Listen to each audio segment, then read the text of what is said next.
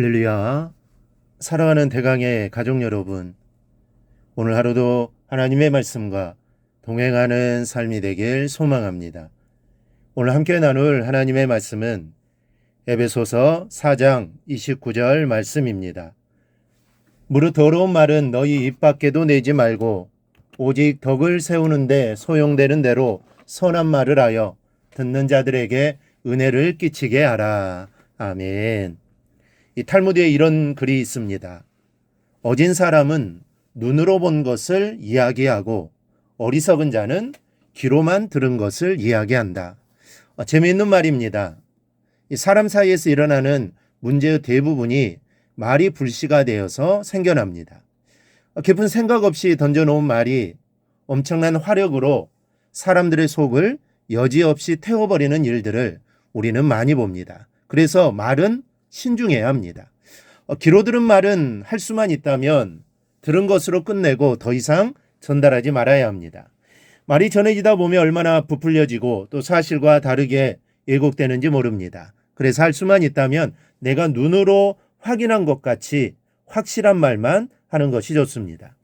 어느 교회 목사님께서 문방구를 들리셨다가 영수증을 받아서 나오셨습니다. 중요한 영수증이 아니어서 버려야 하지 않은 마음으로 아무 생각 없이 끝을 비벼 말아서는 운전을 하시느라 입에 물고는 집으로 돌아오셨답니다. 그리고 한 달 후쯤 목사님이 담배 피우는 것을 보았다는 소문에다가 술집까지 드나든다는 소문까지 별 회개한 소문들에 시달리게 되셨다는 겁니다. 이 말은 참으로 조심할 것입니다. 사람을 소리 없이 매장시킬 수도 있기 때문이죠. 그래서 다윗이 일찍이 고백한 말을 들어보십시오. 여호와여 내 입에 파수꾼을 세우시고 내 입술의 문을 지키소서. 자신의 입에 파수꾼을 세워달라는 것입니다. 파수꾼이 있으면 아무나 들어오지 못합니다. 내 입술을 주장해달라는 것이죠. 헛된 말을 하지 않도록 해달라는 다윗의 고백입니다.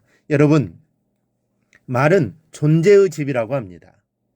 그 사람의 됨됨이가 말을 통하여 그대로 드러난다는 뜻입니다. 그러니 우리의 입술과 나오는 말을 다스려야 합니다. 다스려서 은혜를 끼치는 말이 되게 해야 합니다. 이것이 오늘 말씀의 주제입니다. 먼저는 더러운 말은 입 밖에도 내지 말라고 말씀합니다.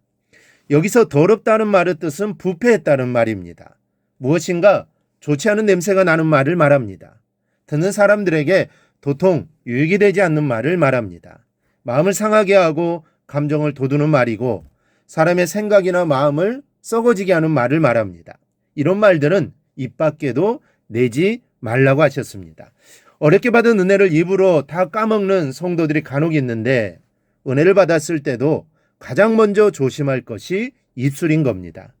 오늘 교회에서 1박 2일 동안 여전도에 수련회를 했는데 얼마나 은혜들을 많이 받았는지 돌아오는 차 안에서 찬송이 끊이지를 않았고 당시 부목사님 곁에는 시장에서 장사를 하시는 여제사님이 앉아 계셨답니다. 중간쯤에서 떡과 과일이 낱개로 비닐 포장된 것이 간식으로 나누어졌습니다. 쉽게 풀 수 있도록 묶였는데 어떻게 된 게 그 여지사님 것만 비닐이 얽매여져 잘 풀어지질 않는 겁니다. 한참을 비닐봉지와 실랑이라는 지사님이 성질에 못 이겨 자신도 모르게 곱지 않은 말을 내고 말았습니다. 그 바람에 자신도 모르게 그 말을 입 밖에 낸 지사님은 얼굴이 홍당무처럼 내어서는 집에까지 오는 길이 길지 않은 시간에 1박 2일간의 은혜를 다 쏟아버리고 말았습니다. 의외로 교회 밖으로만 나서면 입이 거칠어지는 신앙인들이 있습니다.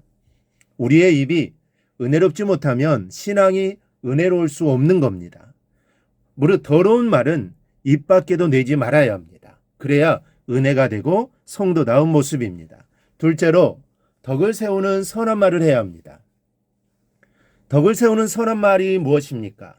듣는 모두에게 이득이 되는 말이요 다른 사람을 세워주는 말을 말합니다.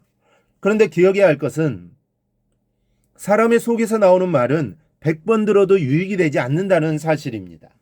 사람의 말은 다른 사람을 세워줄 수도 없습니다. 오직 하나님의 말씀만이 사람을 세우고 듣는 사람의 심령에 유익을 가져다 줍니다. 그러니 덕을 세우는 선한 말을 하려면 은혜를 말하는 입술이 되어야 합니다. 그래서 오늘 말씀의 끝부분이 듣는 자들에게 은혜를 끼치게 하라 명령하고 있는 겁니다. 이것이 우리가 말하는 목적입니다.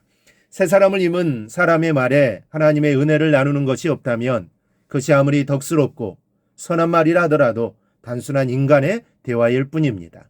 우리의 이야기는 인간적으로 보면 보잘것없는 말이라 할지라도 언제나 은혜의 옷을 입혀야 합니다. 그럴 때 내 말에 성령이 역사를 하시고 사람이 변화가 됩니다. 예를 들면 이런 대화가 되어야 합니다. 내가 돈을 많이 벌었다고 합시다. 그런데 돈을 벌었다고 이야기가 내 자랑이나 내 경험담으로 끝나버리면 그것은 은혜와는 아무런 상관이 없는 말이 되어버리고 맙니다. 그러나 똑같이 돈을 번 이야기라 할지라도 하나님께서 어떻게 인도해 주셨고 어려울 때 어떻게 도와주셨는가를 초점으로 하나님께 주신 축복이 나누어질 때 그것은 은혜를 끼치는 소중한 대화가 되는 겁니다.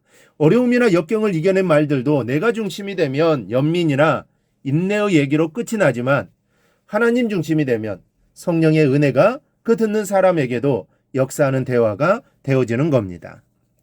우리의 입술은 하나이며 여러분 아주 작습니다.